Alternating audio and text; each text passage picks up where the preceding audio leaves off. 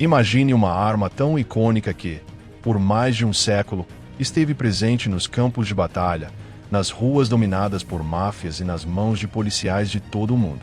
Uma arma que você já viu em filmes de Hollywood, que aparece em videogames e que até hoje ainda é usada em combates reais. Porém, o que poucos conhecem é a sombria e sangrenta história por trás dela. Hoje, vamos revelá-la. Viajemos ao início do século XX, quando o mundo inteiro mergulhou na Primeira Guerra Mundial.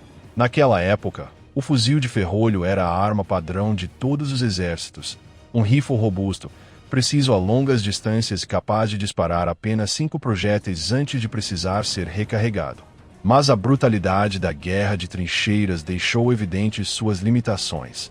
Em confrontos corpo a corpo dentro de valas estreitas e cheias de lama, um rifle longo e pesado se tornava desajeitado e ineficaz. Nesses cenários, até uma pá afiada, uma faca ou armas rudimentares semelhantes às medievais podiam ser mais úteis do que um rifle com baioneta. Os soldados precisavam de algo completamente diferente. Uma arma curta, leve, fácil de manejar, com grande capacidade de fogo e capaz de decidir em segundos quem viveria e quem morreria nesses duelos a queima-roupa. Os norte-americanos recorreram às suas polêmicas espingardas de trincheira, enquanto os alemães foram os primeiros a dar o salto para um conceito revolucionário, a submetralhadora. Assim nasceu a MP-18, projetada para seus temidos destacamentos de assalto, uma pequena máquina de morte em calibre 9 mm. Mas os norte-americanos também buscavam sua própria resposta. Perto do fim do conflito, um oficial do Exército dos Estados Unidos, John T. Thompson, especialista em armas leves, começou a sonhar com o que chamava de vassoura de trincheiras, uma ferramenta que, em vez de cartuchos de chumbo grosso como as espingardas, varresse o inimigo com fogo automático. Para isso, apoiou-se em um inovador sistema de travamento chamado Blizzlock, que mais tarde foi simplificado para um mecanismo de recuo direto. Os primeiros protótipos foram testados no calibre .30, mas como o exército norte-americano não possuía um cartucho intermediário entre pistola e fuzil, optou-se por experimentar o .45 ACP, a mesma munição da mítica Colt 1911. E o resultado foi surpreendente. A potência moderada do .45 permitia um projétil mais simples e controlável do que os sistemas acionados a gás. A cada disparo, a pressão da bala empurrava o ferrolho para trás, fazendo a arma funcionar de maneira fluida, sem necessidade de mecanismos mais complicados. Como a maioria das metralhadoras da época, disparava a partir do ferrolho aberto.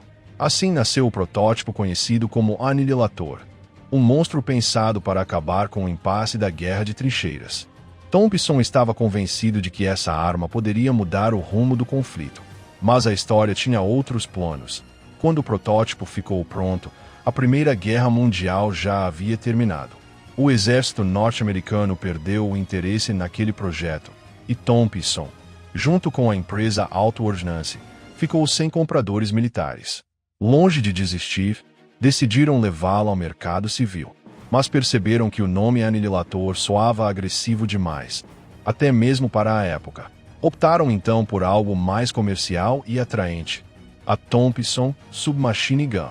O primeiro modelo de produção, o M1921, tornou-se uma arma inconfundível graças à sua coronha e empunhadura de madeira, sua alavanca de manejo na parte superior e sua cadência impressionante de mais de 900 disparos por minuto.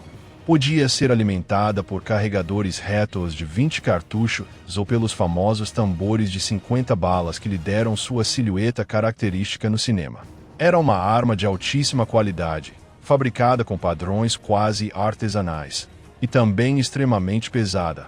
Descarregada já ultrapassava 4,5 quilos, e carregada com um tambor de 50 projéteis chegava perto dos 6.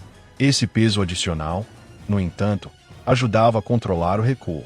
A Auto Ordnance se associou à prestigiada Colt para garantir uma produção em massa, mas refinada, o que disparou seu preço. Nos anos 1920, uma Thompson custava cerca de $200, o que hoje equivaleria a aproximadamente $4.000. Era uma verdadeira fortuna para a época. Curiosamente, durante esses anos, os Estados Unidos viviam uma contradição absurda. Você podia comprar legalmente uma metralhadora, mas não uma garrafa de uísque, já que o álcool estava proibido sob a lei seca. Os primeiros compradores da Thompson foram corpos policiais em pequenas quantidades, seguidos nada menos que pelo Serviço Postal dos Estados Unidos. O Correio adquiriu 200 dessas armas para proteger os trens de entrega diante da onda de assaltos. Com o tempo, foram feitas algumas modificações. Um compensador para controlar o recuo, uma mola mais forte e um ferrolho ajustado para reduzir um pouco sua cadência vertiginosa. Mas sua estreia em combate não foi em uma guerra estrangeira, e sim em território norte-americano. Em 1921, durante a chamada Batalha de Blair Mountain, o maior levante armado de trabalhadores da história do país, cerca de 10.000 mineiros de carvão enfrentaram 3.000 agentes e fura-greves, que tinham em seu arsenal perto de uma centena de Thompsons. Embora aquele conflito trabalhista tenha terminado com a intervenção da Guarda Nacional, a Thompson havia encontrado um terreno inesperado para brilhar: a guerra urbana. E, em pouco tempo, a arma que John T. Thompson havia concebido para salvar vidas de soldados na Europa transformou-se na favorita de policiais, gangsters e mafiosos nos Estados Unidos. A década de 1920 foi a era da lei seca, um cenário perfeito para que as organizações criminosas crescessem como nunca antes. Nas ruas de Chicago, Detroit e Nova York, as gangues disputavam o controle do tráfico ilegal, de álcool a sangue e fogo. E a Thompson tornou-se o símbolo dessa violência. Os jornais a batizaram de Chicago Typewriter, a máquina de escrever de Chicago, porque seu tableteio lembrava o som das teclas de uma Remington, só que aqui as letras eram balas de calibre .45. O massacre mais famoso associado a Thompson ocorreu em 14 de fevereiro de 1929, o dia de São Valentim. 7 membros da gangue de Buggs Moran foram fuzilados em uma garagem de Chicago, em um ataque atribuído ao Capone e seus homens. As metralhadoras Thompson, com seus tambores de 50 projéteis, foram as protagonistas daquele banho de sangue. O episódio ficou gravado para sempre na memória coletiva e consolidou a fama da arma como um instrumento por excelência do crime organizado. O governo dos Estados Unidos reagiu com dureza. A pressão da opinião pública após uma onda de assassinatos em plena luz do dia forçou novas regulamentações. Em 1934, a Lei Nacional de Armas de Fogo estabeleceu fortes restrições para a compra de metralhadoras, impondo impostos elevados e um registro obrigatório. Embora não tenha proibido a Thompson, ela saiu do alcance do cidadão comum. Mas sua história não parou aí. No exterior, a Thompson encontrou um novo cenário: a guerra. Durante a década de 1930, vários países começaram a se interessar pela arma. A China comprou centenas de unidades para suas tropas na guerra contra o Japão. O Reino Unido também adquiriu Thompsons quando a ameaça nazista crescia na Europa. Mais tarde, durante os anos mais sombrios da década de 1940, foram enviadas aos milhares a resistência na França e aos partisas nos Balcãs. Com a entrada dos Estados Unidos na Segunda Guerra Mundial, a Thompson deixou de ser um luxo e transformou-se em uma necessidade. O exército a adotou como arma padrão para paraquedistas, forças especiais e oficiais. A primeira versão em combate foi o modelo 1928, que ainda conservava detalhes refinados, como o famoso carregador de tambor. No entanto, era cara demais e complicada para produzir em massa. O exército exigiu uma simplificação radical. E assim nasceu a M1 Thompson, mais barata, mais rústica e com carregadores retos de 20 e 30 projéteis. Nos campos de batalha da África, Europa e Pacífico, a Thompson ganhou a reputação de ser devastadora em distâncias curtas. Seu calibre .45 ACP era lento, mas pesado, capaz de deter um inimigo com 1 ou 2 disparos. Soldados americanos a levaram nos desembarques da Normandia, nas selvas de Guadalcanal e nas ruínas da Itália. Embora fosse pesada, os soldados a apreciavam por sua confiabilidade e por sua potência em combates urbanos ou em selva fechada, onde um fuzil longo se tornava incômodo. Ao mesmo tempo, a Thompson tornou-se uma arma muito cobiçada pelo inimigo. Tropas alemãs e japonesas que conseguiam capturar uma a usavam com entusiasmo, valorizando sua capacidade de fogo. Até mesmo Hitler, ao receber relatórios sobre a eficácia da submetralhadora, ordenou a produção de modelos alemães como a MP-40, inspirada no mesmo conceito. Terminada a Segunda Guerra Mundial, a Thompson não desapareceu. Pelo contrário, foi reutilizada em conflitos posteriores.